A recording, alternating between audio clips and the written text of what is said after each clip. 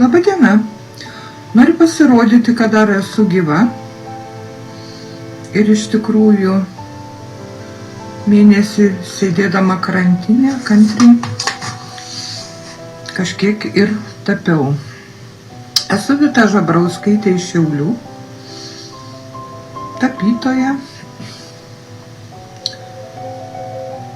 Sutapiau kažkiek dropių, nutapiau kažkiek ciklų.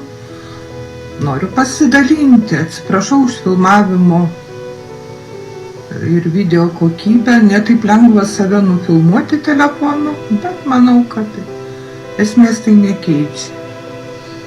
Gero visiems karantino, nesirkite, sveikatos.